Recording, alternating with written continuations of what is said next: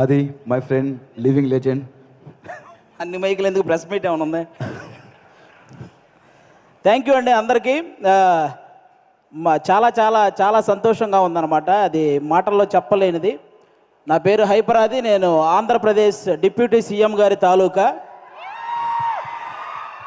ఇది నేను ఇంక ఎన్ని సంవత్సరాలైనా చెప్పుకుంటాను, నేను అందులో తిరగలేదు. అంత కష్టపడ్డాం, ఆ ఫలితం మాకు అంత ఆనందాన్ని ఇచ్చిందనమాట.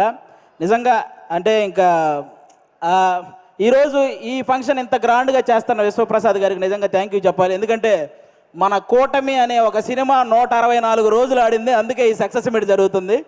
కాబట్టి ఈ సక్సెస్ మీట్కి వచ్చిన మీ అందరికీ కూడా థ్యాంక్ యూ సో మచ్. అంటే ఒక కొడుకు తను సంపాదించిన మొదటి సంపాదన వాళ్ళ తల్లికి ఒక చీర ఇచ్చినప్పుడు ఆ తల్లి కళ్ళల్లో ఎంత ఆనందం అయితే కనపడుతుందో, అలాగే అదే కొడుకు ఎదిగి తను కొనుక్కున్న బైక్ మీద తన తండ్రిని కూర్చోబెట్టుకున్నప్పుడు ఆ తండ్రి కళ్ళల్లో ఎంత ఆనందం అయితే కనపడుతుందో, పవన్ కళ్యాణ్ గారు గెలిచినప్పుడు ప్రతి జన సైనికుడి కళ్ళల్లో అలాంటి ఆనందాన్ని నేను చూశాను.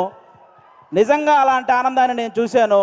ఎందుకంటే ఆల్మోస్ట్ 10 సంవత్సరాల నుంచి జనసేనకు సంబంధించి ఏదైనా మీటింగ్ జరుగుతున్నప్పుడు చాలామంది కింద నుంచి సీఎం అని అరుస్తుంటే కొంతమంది అనేవాళ్ళు, ముందు మీ వాడిని ఎమ్మెల్యే అవ్వమను అప్పుడు చూద్దాం అనేవాళ్ళు. బాబు మీ అందరికీ చెప్తున్నా, 21 చోట్ల నిలబడితే 21 మంది ఎమ్మెల్యేలని కొట్టాడు, 2 ఎంపీలు కొట్టాడు. ఇప్పుడు మాట్లాడండి ఎవరైనా, ఆంధ్రప్రదేశ్కి డిప్యూటీ సీఎం, మరి ఇంకెంతకంటే ఏం చెప్పాలి? వాళ్ళందరికీ ఈరోజు చెప్తున్నాను, రాజకీయం అనేది బ్రతికి ఉన్నంతకాలం పవన్ కళ్యాణ్ అనే పేరు వినబడుతూనే ఉంటుంది. అలాంటి సక్సెస్ని మీరు ఈరోజు చూశారు. నాకు తెలిసి 10వ తరగతి సోషల్ బుక్లో మీరందరూ చరిత్రల గురించి చదువుతుంటారు, చాలామంది రాజుల చరిత్ర. వాళ్ళందరికీ ఏమాత్రం తీసిపోని చరిత్ర ఈరోజు పవన్ కళ్యాణ్ గారిది. ఆ రాజుల కాలంలో వాళ్ళు చేసిన యుద్ధాలు, లేకపోతే కుర్చీల కోసం కొట్లాట, చావులు ఇవి మాత్రమే ఉంటాయి. కానీ మన పవన్ కళ్యాణ్ గారి చరిత్రలో త్యాగాలు, సహాయాలు ఇవి ఉంటాయి. ఇలాంటి నాయకుడి గురించి ప్రతి ఒక్కరూ మాట్లాడుకోవాలి, ప్రతి ఒక్కరూ ఆయన్ని ఇన్స్పిరేషన్గా తీసుకోవాలని మనస్ఫూర్తిగా కోరుకుంటున్నాను.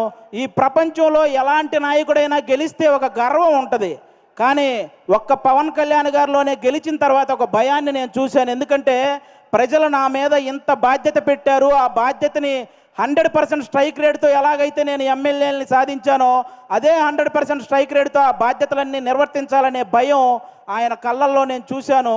అలాంటి నాయకుడు మనకు దొరికినందుకు నిజంగా మనం అదృష్టంగా భావించాలి.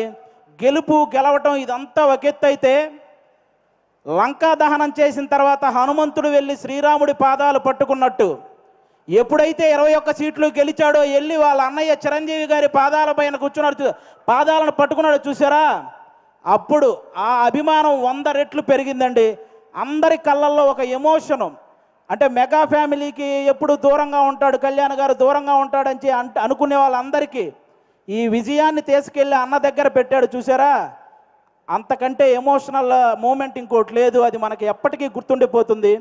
అలాంటి ఎన్నో హ్యాపీ మూమెంట్స్ని మనకిచ్చినటువంటి పవన్ కళ్యాణ్ గారికి, అలాగే జనసేన కోసం కష్టపడిన ప్రతి జన సైనికుడికి ఈ సభ ద్వారా అందరికీ కూడా నా ధన్యవాదాలు చెప్పుకుంటున్నాను. Thank you so much. ఈరోజు ఇక్కడికి ఇంతమంది వచ్చినందుకు మీ అందరికీ వన్స్ అగైన్. ఇక నుంచి మనకి ప్రాబ్లమ్స్ ఏమి ఉండవు, అంతా హ్యాపీగా నడుస్తుంది 5 సంవత్సరాలు. కాబట్టి మీరందరూ ఇలాగే ఈ సక్సెస్ని ఎంజాయ్ చేయాలని మనస్ఫూర్తిగా కోరుకుంటున్నాను. థ్యాంక్ యూ అండి, థ్యాంక్ యూ. అందరికీ ఒక డౌట్ ఉంది, డిప్యూటీ సీఎం గారు సినిమాలు చేస్తారా? చేస్తారండి, కంపల్సరీగా. కొన్ని ఉన్నాయి కదా బ్యాలెన్స్, అవి పూర్తి చేయాలి కదా, చేస్తారు. మమ్మల్ని ఎప్పుడు ఎంటర్టైన్ చేయడానికి థ్యాంక్ యూ వెరీ మచ్.